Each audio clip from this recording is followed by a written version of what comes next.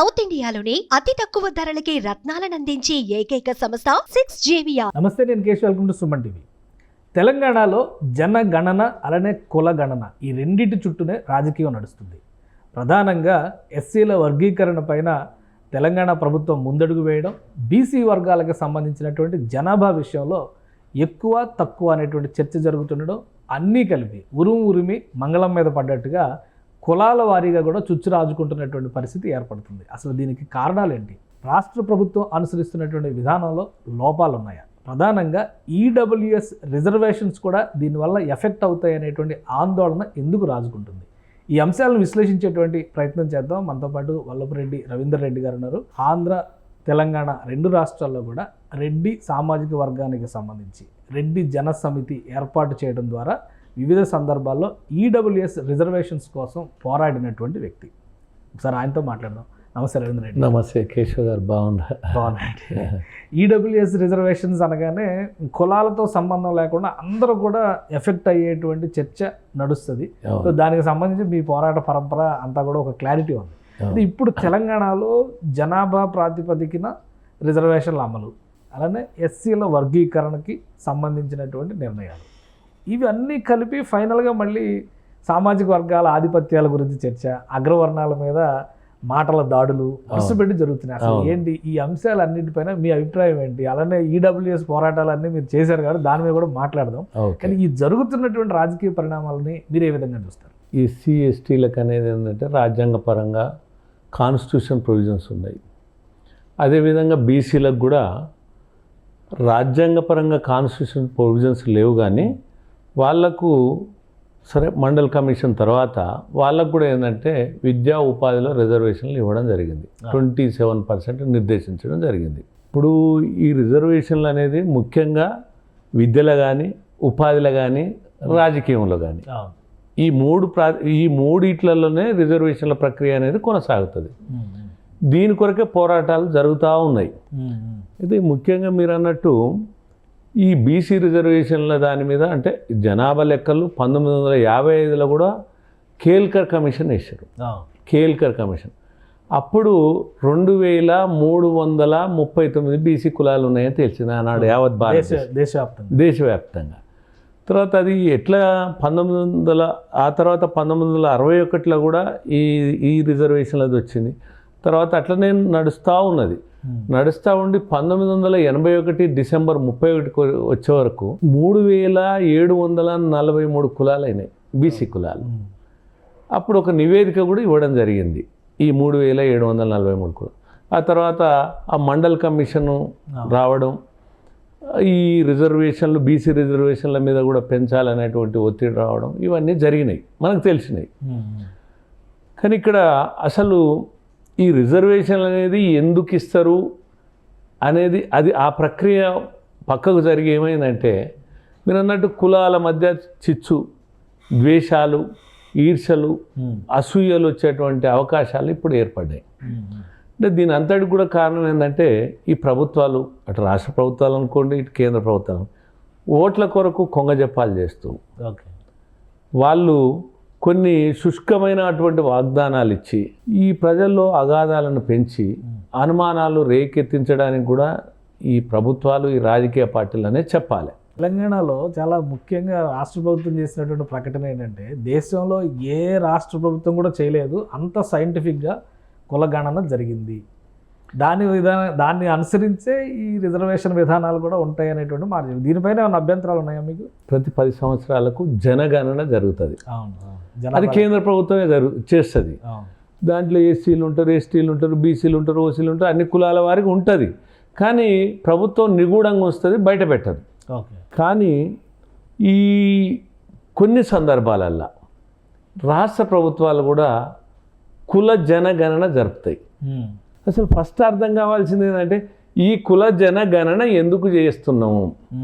ఇప్పుడు రిజర్వేషన్లు అనేది జనాభా నిష్పత్తి ప్రకారం ఉండవు రిజర్వేషన్లు.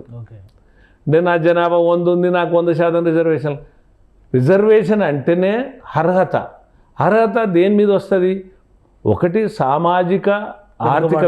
సామాజిక వెనుకబాటుతనం, రెండు సామాజిక ఆర్థిక వెనుకబడతాను, ఓకే. మూడు ఆర్థిక వెనుకబడతాను. ఓకే. అంటే ఈ పద్ధతులలో రిజర్వేషన్లు పొందడానికి వీలుంటుంది. అయితే ఇక్కడ రాష్ట్ర ప్రభుత్వం అసలు ఈ రిజర్వేషన్ల అసలు ఏ ప్రక్రియ కొరకు కుల జనగణన జరపాలని నిర్ణయించుకుందనేది ప్రభుత్వానికి నిర్దిష్టమైన విధానం లేదని నేను అనుకుంటున్నా. అంటే క్లారిటీ ఇవ్వలేదంటారు. ఇప్పుడు అదే కదా చెప్తుంది ఉన్న ఇప్పుడు ఎస్సీ వర్గీకరణ ఉంది ఉదాహరణకి, అవును, జనాభా ప్రాతిపదికనే చేశారు కదా, అది కూడా వర్గీకరణ. రైట్. ఈ జనగణనకి సంబంధించి కూడా అయితే ఎస్సీ వర్గీకరణ చాలా గొప్ప అంశం. వర్గీకరణ అంటే అర్థం ఏంటంటే ఉన్నోళ్ళు లేనోళ్ళు ఎవరికి రాజ్యాంగ ఫలాలు అందాలి, ఏ మేరకు అందాలి, ఎవరికి అందకూడదు, అది అందితే ఏ మేరకు అందాలి. అంటే ఈ ఎస్సీ వర్గీకరణ డిఫరెంట్ యాంగిల్లో కొట్లాడడం జరిగింది మందకృష్ణ గారు. ఆయన ఉద్యమ నేపథ్యం కానీ తర్వాత ఆయన చేసినటువంటి పోరాటం వల్ల కూడా నిజాయితీ ఉంది, తర్వాత న్యాయం ఉంది. ఓకే. ఈ బీసీ రిజర్వేషన్ అనేటువంటి అంశము, జనాభా లెక్కలు ఇవన్నీ కలిపి ఏదో ఉరుమి మంగళం మీద పడినట్టుగా వివాదాస్పదమైన వ్యాఖ్యలు, కొన్ని సామాజిక వర్గాలను తోలనాడుతూ చేస్తున్నటువంటి వ్యాఖ్యలు ఇవన్నీ జరుగుతున్నాయి. ఇవేంటి అసలు ఇవి ఆమోదించదగిననా లేదా అసలు వీటిని నియంత్రించాల్సిన బాధ్యత అసలు ఎవరిపైన ఉంటుంది? అది చాలా బాధాకరం. ఎందుకంటే దూషణలు అనేది తులనాడడం అనేది చాలా భయంకరంగా జరుగుతుంది. ఇది ఎవరి మీద ఉంటుంది? ప్రభుత్వం మీద ఉంటుంది బాధ్యత, ముఖ్యమంత్రి మీద ఉంటుంది బాధ్యత. ఎందుకంటే మనం కొద్ది సబ్జెక్టు మీరు ముందు తీసుకుపోయారు. ఫస్ట్ ఇక్కడ రిజర్వేషన్ల ప్రక్రియల్ని అసలు ఎందుకు చేయాల్సి వచ్చింది అనేది ప్రభుత్వం ఒక నిర్దిష్టమైన విధానం ప్రకటించాలి. కానీ ఇక్కడ రిజర్వేషన్ల యొక్క ప్రక్రియ వేరు ఉంది. అంటే రాజ్యాంగ స్ఫూర్తి వేరుంది. అంటే ఎవరికి అయితే అర్హులో వాళ్ళకే రిజర్వేషన్లు ఇవ్వాలి. నా ఎస్సీలనైనా, నా ఎస్టీలనైనా, బీసీలనైనా, నా ఓసీలనైనా, ఎవరికైనా రాజ్యాంగ ఫలాలు ఎవరికి అందాలో వాళ్ళకే అందాలి. రాష్ట్ర ప్రభుత్వాలకు రిజర్వేషన్లు పెంచే అధికారమే లేదు. ఓకే. కానీ ఒక అధికారం ఉంది రాష్ట్ర ప్రభుత్వానికి. అంటే ఇప్పుడున్నటువంటి కులాలలో అభివృద్ధి చెందిన కులాలే క్రిమీ లేయర్. అంటే ఈ బీసీ రిజర్వేషన్లు ఎట్లొచ్చినాయి? సామాజిక వెనుకబడతనం మీద వచ్చినాయి. ఈ బీసీ రిజర్వేషన్లు ఏంటంటే అట్లా రాలే, ఆర్థిక వెనుకబడతనం మీద వచ్చినాయి. సో వాటిని లిస్టులో తీసి మళ్ళీ కొత్త కులాలను చేర్చే అధికారం కూడా ఉంది. ఓకే. అర్హులైన కులాలను ఉంచే అధికారం, అర్హులైన కులాలను కొత్త చేర్చే అధికారం, అర్హులు కాని వాళ్ళను తొలగించే అధికారం. తొలగించేది అంటే దానికి ఫస్ట్ డెడికేషన్ కమిషన్ వేయాలి. డెడికేషన్ కమిషన్ వేసి అసలు ఎవరు ఈ రాజ్యాంగ ఫలాలు, ఈ రిజర్వేషన్లు పొందడానికి అర్హులు అనేది తేల్చాలి ఫస్ట్. కానీ ఇప్పుడు మొన్న ఎస్సీ వర్గీకరణ విషయంలోనే క్రిమీ లేయర్ అనేటువంటి సూచనని ప్రభుత్వం తిరస్కరించింది. ఓన్లీ రిజర్వేషన్లు అమలు చేయడం ఒకటే లక్ష్యంగా పెట్టుకున్నారు, కానీ అభివృద్ధి చెందిన వర్గాలు లేదా కులాలు వాటిని తొలగించేటువంటి ధైర్యం ఈ రాజకీయ నాయకులు, పాలకులు చేసే పరిస్థితి ఉందా? లేదు కదా. అందుకనే కదా బీసీ రిజర్వేషన్ల మీద కూడా డెడికేషన్ కమిషన్ వేసి ఆ డెడికేషన్ కమిషన్ ఇది తేల్చాలి ఫస్ట్. ఓకే. ఎంత నిష్పత్తి రిజర్వేషన్లకు అర్హుల జాబితా తయారు చేయాలి. ఓకే. కమ్యూనిటీస్, వెనుకబడిన వర్గాలు, ఈ వెనుకబడిన వర్గాలను ఎట్లా తేల్స్తావు? ఆర్థికంగా అభివృద్ధి చెందిన వాళ్ళను తేల్చాలి, వెనుకబడిన వాళ్ళని తేల్చాలి. తేల్చిన తర్వాత వీళ్ళ జనాభా నిఘంటు ఎంత ఉంది అనేది తేల్చాలి. అది చేయకుండా నువ్వు ఏ బేస్లో చేస్తావు? రాజ్యాంగ స్ఫూర్తి కూడా ఉండాలి కదా. సరే, ఇప్పుడు మనం మన తెలంగాణ పరిస్థితి తీసుకున్నప్పుడు ఈ కుల జనగణన అనేది శాస్త్రీయంగా చేయాలి. అంటే ప్రేరణకు గురి కావద్దు, కానీ ఆ కమిషన్కు నిబద్ధత ఉండాలి. నిబద్ధత లేకపోతే కమిషన్ కూడా ఏం చేయలేదు. ప్రభుత్వ ప్రేరణకు గురి కావద్దు. అట్లాంటప్పుడు ఈ ప్రక్రియ కొనసాగుతుంది. అంటే ఫస్ట్ చేయాల్సిందే ఎవరు బీసీలు. బీసీలు అంటే దాని అర్థమే ఎవరు బ్యాక్వర్డ్ క్లాసెస్, అంటే ఎవరు వెనుకబడిన వర్గం అనేది తేల్చాలి. దాని నిర్వచనం ఇవ్వాలి. ఫస్ట్ దానికి నిర్వచనం ఇవ్వాలి. ఆ డెడికేషన్ కమిషన్కి అధికారం ఉంది. అది తేల్చకుండా ఈ కుల జనగణన మా జనాభా. రాజకీయ పార్టీలు అన్నీ కూడా ఒకటే వాదన వినిపిస్తున్నాయి, ఎవరి శైలిలో వాళ్ళు వినిపిస్తున్నారు. అవును. మరి సొల్యూషన్ వస్తుందా? మీరు ఏ విధంగా రిప్రజెంట్ చేయాలనుకుంటున్నారు? ఇప్పుడు ఈడబ్ల్యూఎస్ రిజర్వేషన్స్కి సంబంధించి చూసినా కానీ ఇక్కడ ప్రభుత్వం ప్రజలకు చెప్పాల్సినటువంటి అవసరం ఉంది. వాస్తవాలు చెప్పట్లేదు ప్రభుత్వం కానీ రాజకీయ పార్టీలు కానీ. ఎత్తుకులు పై ఎత్తు వేసుకుంటూ ఉన్నాయి. కుల జనగణన మనం ఎందుకు జరుపుతున్నాం అంటే ప్రభుత్వం కొన్ని వర్గాలకు ఏమన్నా పథకాలు చేపట్టదలుచుకుందా, ఓకే, ఆ వర్గాల సంక్షేమం దృష్ట్యా ఏదన్నా కార్యక్రమాలు రూపొందించదలుచుకుందా, ఆ రెండు అది చెప్పట్లేదు ఇక్కడ. అది దానివల్ల ఏంటంటే ఒక గందరగోళం ఏర్పడ్డది, అయోమయం ఏర్పడ్డది. అంటే మీరు ఒక అసోసియేషన్గా అన్ని రాజకీయ పార్టీలని కలిసే అవకాశం ఉందా ప్రభుత్వం? నేను కలుస్తా. అన్ని రాజకీయ పార్టీలకు లేఖలు ఇవ్వదలుచుకున్నా. అట్లనే నేను ఆల్రెడీ ముఖ్యమంత్రికి కూడా లేఖ పంపిన, తర్వాత ముఖ్యమంత్రిని కూడా కలుస్తా. ప్రభుత్వానికి కూడా అసలు వాస్తవాలు ఏందనేది ప్రజలకు చెప్పమంట. కానీ ఇక్కడ ఏమవుతుందంటే అవునన్నా కాదన్నా రెడ్లు అధికారంలో ఉండడం వల్ల, అంటే అక్కడ చంద్రబాబు నాయుడు అనుకో, ఇక్కడ ఇప్పుడు ప్రస్తుతం రేవంత్ రెడ్డి అనుకో, గతంలో కూడా అంటే మీరు చూసినంత వరకు మెజార్టీ అగ్రకులాలకు చెందిన వ్యక్తులు ఉండడం వల్ల ఒక భావన వచ్చింది. అంటే సామాజిక సమతుల్యం కూడా దెబ్బతినేటువంటి అవకాశం ఉన్నది. అయితే దీన్ని ఆసరాగా చేసుకొని అంటే బీసీలకు సంబంధించినటువంటి వర్గాలు కానీ ఇంకా కొంతమంది నాయకులు కానీ ఇంకా కొంతమంది కూడా ఈ అగ్రకులాల మీద నిందలు అపనిందలు వేస్తున్నారు. ఎందుకంటే ఈ రాజ్యాధికారం వీళ్ళకే ఉన్నది కదా అనే దాని మీద వీళ్ళు మాట్లాడుతున్నారు. నిజమే, రాజ్యాధికారం ఉన్నమాట వాస్తవే. కానీ రాజ్యాధికారం వాళ్ళు బీసీలకు వస్తే మాకేమన్నా అభ్యంతరం ఉందా? మాకేం లేదు కదా, వాళ్ళకు కూడా రావాల్సిందే కదా. ఇప్పుడు వాళ్ళ దాడి అంతా ఏంటంటే రెడ్లకు అధికారం ఉంది అని. సరే, రెడ్లకు అధికారం ఉంటే మరి రెడ్లకు అధికారం కావాలి, ప్రజాస్వామ్యబద్ధంగా రాజ్యాంగబద్ధంగా బీసీల అధికారం తీసుకోవచ్చు, దాంట్లో తప్పే ఉంది. కానీ రెడ్లను మొత్తం జాతిని మొత్తం నిందలేస్తారు. ఓకే, యావత్ జాతిని తులనాడుతున్నారు. అది తులనాడే హక్కు ఎక్కడిది?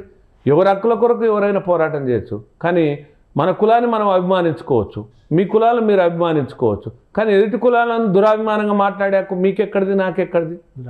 కాబట్టి ఇక్కడ రాష్ట్ర ప్రభుత్వం ఎందుకు ఉపేక్షిస్తున్నది అర్థం కాని సమస్య. ఇప్పుడు ప్రభుత్వం పైన మీరు ఒత్తిడి తీసుకురావాలి. ఇప్పుడు ఈ విషయంలో ఇప్పుడు చూడండి, తుపాకులు పెట్టి కాల్చేదానికంటే బాంబులు పెట్టి పేల్చేదానికంటే వాళ్ళని ఏమంటాం మనం? టెర్రరిస్టులు అంటాం. మనం ఏమంటాం? ఉగ్రవాదులు అంటాం. మరి ఈ యొక్క కులాల మధ్య చిచ్చుపెట్టి కూడా అంతరంగాలను పెంచి ఐక్యతను దెబ్బతీసి రాష్ట్ర సమగ్రతకు కుంటుపడే విధంగా చేసి తర్వాత ఈ ఆందోళనకరణమైనటువంటి పరిస్థితులు ఉత్పన్నం చేస్తే ఇంకా టెర్రరిస్టుల కంటే ప్రమాదమైన చర్యలు. మరి ఇది తెలిసి కూడా ప్రభుత్వం ఎందుకు చర్యలు తీసుకుంటలేదు? దీన్ని ఎందుకు కట్టడి చేస్తలేదు? లేదా మరి ముఖ్యమంత్రి వీళ్ళ మీద చర్యలు తీసుకోవాలి. అసలు అంటే ఎవరైనా కానీ ఇప్పుడు నేను దూషణలు చేసినా ఇంకెవరు చూసినా ఎవరి పట్ల చేసినా రాజ్యాంగ అతిక్రమణ జరిగితే చర్యలు తీసుకోవాల్సిందే. ఎవరు కూడా ఈవెన్ అగ్రకులాలు కూడా ఇంకో కులాన్ని దూషించడానికి వీల్లేదు. అట్లనే ఇంకో కులాలు కూడా ఎందుకంటే మన కుల వ్యవస్థతోటే నిర్మాణమైనటువంటి మన భారతదేశం, మన సమాజం. అయితే ఈడబ్ల్యూఎస్ రిజర్వేషన్లు అనేది ఆనాడు నేను 2003లో ఉద్యమం చేపట్టినాను. నేను 2003లో ఉద్యమం చేపట్టిన తర్వాత క్రమేణా అన్ని కుల సంఘాలు మద్దతు ఇచ్చినాయి. ఆ రోజు ఇంతెందుకు డి శ్రీనివాస్ అప్పుడు పిసిసి ప్రెసిడెంట్ ఉండే, తర్వాత లక్ష్మణ్ గారు ఉండే, ఇది బీజేపీలో. ఇట్లా అంటే అన్ని రాజకీయ పార్టీలు అన్ని కుల సంఘాలు మద్దతు ఇచ్చినాయి, అన్ని ప్రజా సంఘాలు మద్దతు ఇచ్చినాయి. మేము చేసినటువంటి పోరాటాలను గుర్తించినటువంటి కేంద్ర ప్రభుత్వం, నేను ఆల్ ఇండియా లెవెల్లో కూడా పార్లమెంట్ ముందర ధర్నాలు చేయడం, జంతర్ మంతర్ దగ్గర ధర్నాలు చేయడం, అనేక కార్యక్రమాలు చేయడం వల్ల ఆల్ ఇండియా లెవెల్లో కూడా ఈబీసీ కమిషన్ అనేది ఒకటి ఏర్పాటు చేయడం జరిగింది. ఆ ఈబీసీ కమిషన్ కూడా 10% రికమెండేషన్స్ రిజర్వేషన్లు చేయడం జరిగింది. ఆ 10% రికమెండేషన్ చేసినప్పటికి కూడా ఆనాడు ఉన్నటువంటి మన్మోహన్ సింగ్ ప్రభుత్వం పార్లమెంట్లో బిల్లు పెట్టలేదు. ఆ రికమెండేషన్ చేసిన తర్వాత కూడా డ్రాఫ్ట్ తయారు చేయడానికి నేను అనేక ఒత్తిళ్లు చేయడం జరిగింది. మీకు తెలుసు జైపాల్ రెడ్డి గారు అప్పుడు ఆనాడు కేంద్ర మంత్రి, social justice minister Mukul Wasnik, law minister Veerappa Moily గారు, తర్వాత పురంధేశ్వరి గారు మానవ వనరుల శాఖ మంత్రి, వీళ్ళందరి మీద కూడా నేను ఒత్తిడి పెంచి కేంద్ర ప్రభుత్వం మీద పోరాటాలు కొనసాగిస్తే వాళ్ళు ఒక డ్రాఫ్ట్ తయారు చేశారు. దాన్ని పార్లమెంట్లో బిల్లు పెట్టలేదు. తర్వాత తెలంగాణ ఆంధ్ర లొల్లీలు, తర్వాత కాంగ్రెస్ గవర్నమెంట్ ఓడిపోవడం, ఇవన్నీ జరిగినాయి. దాని తర్వాత కూడా నా పోరాటం ఆపలే. ఇప్పుడు మోడీ గారు బిల్లు పెట్టారు, మోడీ గారు బిల్లు పెట్టారు, నా పోరాటము ఆపలే. నేను ఇటు కిషన్ రెడ్డి గారు సహకారం తీసుకొని, తర్వాత లక్ష్మణ్ బీజేపీ రాజ్యసభ సభ్యులు ఉన్నారు, వారి సహకారం తీసుకొని ఇదే సబ్జెక్టును మోడీ గారికి దృష్టికి తీసుకుపోయి ఆల్ ఇండియా లెవెల్లో ఇది ఒక అగ్రవర్ణ పేదలను ఆదుకోవాలనేటువంటి దాన్ని మోడీ గారు గుర్తించి ఈడబ్ల్యూఎస్ రిజర్వేషన్లు 2019లో పెట్టడం జరిగింది. ఆ దట్టు ఏంటంటే పార్లమెంట్లో ఉభయ సభల్లో బిల్లు ఆమోదం చేసింది 103 రాజ్యాంగ సవరణ ద్వారా. అంటే ఎవరికి కూడా ఇబ్బంది లేకుండా, ఎవరి రిజర్వేషన్లకు తగ్గకుండా, ఎస్సీలకు కానీ ఎస్టీలకు కానీ బీసీలకు కానీ ఎవరికి కూడా తగ్గకుండా ప్రత్యేకంగా ఇవ్వడం జరిగింది 10%. దీని మీద కూడా అనేక వాద్యాలు సుప్రీంకోర్టులో పడ్డాయి. సుప్రీంకోర్టు కూడా తీర్పు వెలువరించింది, ఇది న్యాయసమ్మతం. అన్ని కులాలలో పేదలు ఉంటారు, అట్లే అగ్రవర్ణాలలో పేదలు ఉన్నారు. దేశంలో 4వ వంతు ఉన్నటువంటి జనాభా ఉన్నటువంటి వీళ్ళకు కూడా రిజర్వేషన్లు ఇవ్వడం సబబే అని సుప్రీంకోర్టు కూడా తెలిసింది. దాన్ని 2019లో రిజర్వేషన్లు ప్రక్రియ అయితే మన ఆంధ్రప్రదేశ్లో కానీ తెలంగాణలో కానీ 2021లో అమలు జరగడం జరిగింది. అది కూడా నా ఒత్తిడి మేరకు. ఇక్కడ దురదృష్టం ఏంటంటే 76 ఏళ్ల నుంచి ఏం లేదు. ఈ అగ్రవర్ణాలు ఉన్నటువంటి పేదలు అంటే ఇది కులాలకి ఇవ్వలే రిజర్వేషన్లు, ఎకనామికల్లీ వీకర్ సెక్షన్స్ అంటే లేనివాడికి ఇచ్చిండ్రు ఈడబ్ల్యూఎస్ రిజర్వేషన్లు. అయితే ఈ నిన్నమన్నా అంటే అంటే 2021లో వచ్చినటువంటి ఈ రిజర్వేషన్లు కూడా రద్దు చేయాలనుకోవడం ఇది అవివేకం అవుతుంది. అంటే ఇప్పుడు రద్దు చేసే అధికారం రాష్ట్రాలకు కూడా లేదు కదా. రాష్ట్రాలకు లేదు, కానీ కొంతమంది మేధావులు వాళ్ళ పేర్లు నేను తీసుకోదలుచుకోలేదు, నాకు పేర్లు కూడా తీసుకోవడం ఇష్టం ఉండదు. కొంతమంది మహామేధావులు అనుకునే వాళ్ళు ఈ రిజర్వేషన్లు వద్దంటారు. అంటే పేదరికానికి కులం అడ్డుగోడ కాకూడదు కదా. ఎవరైనా ఏ కులం వల్లైనా పేదవాళ్ళు ఉంటారు కదా, ధనికులు ఉంటారు, పేదవాళ్ళు ఉంటారు కదా. అన్ని కులాలు అట్లే ఉండరు కదా. ఎస్సీలకు ఎస్టీలకు బీసీలకు ఎట్లయితున్నాయో ఓసీలలో పేదలకు కూడా కావాలి కదా. వీళ్ళకు హాస్టళ్ళు లేవు, వీళ్ళకు స్కాలర్షిప్స్ లేవు, వీళ్ళకు కమిషన్ లేదు, వీళ్ళకు కార్పొరేషన్ లేదు, తర్వాత వీళ్ళకు స్టడీ సర్కిల్ లేవు. మరి వీళ్ళు కూడా 1/4 జనాభా ఉన్నప్పుడు, ఈ దేశానికి ఈ పౌరులైనప్పుడు, ఈ రాష్ట్రాలకు పౌరులైనప్పుడు, వీళ్ళు ప్రభుత్వాలకు పన్నులు కడుతున్నప్పుడు ఈ ప్రయోజనాలు కూడా కాపాడాల్సిన బాధ్యత ప్రభుత్వాల మీద ఉంటుంది కదా. కానీ విస్మరించి నిరాదరణకు నిర్లక్ష్యానికి గురి చేయడం ఓవైపు అయితే, ఈ అగ్రకులాలని ముసుగుదొడిగి అవమానాలు అపనిందలేయడం ఈ మిగతా కులాలు చేస్తున్నారు. నేను దయచేసి ఏం చెప్పదలుచుకున్నంటే, ఎవరైనా కానీ పేదలే, కానీ కులాల పేరు మీద వేరు చేయడం ఇది కరెక్ట్ కాదు. అలా చేస్తే ఇది తెలంగాణ రాష్ట్రంలో కూడా మరొక అగ్నిగుండంగా తయారవుతుంది. కాబట్టి అటువంటి అవకాశం ఇవ్వకూడదని నేను కూడా హెచ్చరిస్తున్నా. త్వరలోనే మేము కూడా ఏంటంటే ఏ కులాలకు ఆ కులాల ఆత్మగౌరవ సభ ఏర్పాటు చేస్తున్నాం. అంటే హక్కుల పోరాటం, ఆత్మగౌరవ పోరాటం రెండు. ఆత్మాభిమానం, ఆత్మగౌరవం ప్రతి వ్యక్తికి ఉంటుంది. అహంకారం అనేది కులానికి ఉండదు, వ్యక్తులకు ఉంటుంది. కానీ అహంకారం, దురహంకారం ఈ కులాలకు అడ్డగట్టి, ఆధిపత్యం అనేది ఈ కులాలకు అడ్డగట్టి ఈ విధంగా అపనిందల పాల్చేయడం కరెక్ట్ కాదనే ఉద్దేశంతో త్వరలో నేను కూడా హైదరాబాద్లో రెడ్డి జన ధర్మ యుద్ధ బేరని 1,00,000 మందితోటి నిర్వహిస్తున్నా. కాబట్టి అందరూ ఆహ్వానితులే. రెడ్డి సహోదరులు టైం ఫిక్స్ అయిపోయిందా? అంటే డేట్ కూడా వేదిక డేటు 2 ఫిక్స్ చేస్తున్నాము. ఎందుకంటే ఆత్మగౌరవ సభ, హక్కుల పోరాట సభ, ఎవరి హక్కులు వాళ్ళు పరిరక్షించుకోవాల్సినటువంటి అవసరం ఉంది.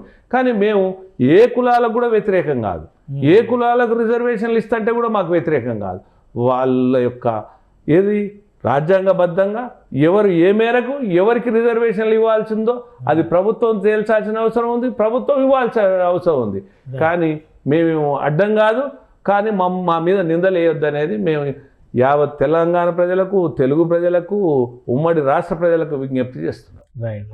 థ్యాంక్ యూ రవీంద్ర రెడ్డి గారు, మీ అభిప్రాయాలు తెలియజేసినందుకు. ఇది రవీంద్ర రెడ్డి గారు చెప్తున్నారు, ఈడబ్ల్యూఎస్ పైన పడేటువంటి ఈ పోరాట పంద ప్రధానంగా అగ్రకుల పేదలకి వచ్చేటువంటి ఈ రిజర్వేషన్ కూడా దెబ్బతీసేటువంటి కుట్రలు జరుగుతున్నాయి. ఆ క్రమంలోనే బీసీ రిజర్వేషన్లు, జనాభా నిష్పత్తి అనేటువంటి చర్చ రాజకీయంగా ముందుకు తీసుకొస్తున్నారని ఆయన ఆరోపిస్తున్నారు. ఈ విషయంలో ప్రభుత్వం కఠినంగా వ్యవహరించకపోతే కనుక పెద్ద ఎత్తున ఆందోళన కార్యక్రమాలు కూడా సిద్ధమవుతున్నట్టుగా హెచ్చరిస్తున్నారు. ఇది special discussion. Keep watching. Suman టీవీలో మీ పర్సనల్ అండ్ బిజినెస్ ప్రమోషన్స్ కోసం కింది నెంబర్కి కాంటాక్ట్ చేయండి.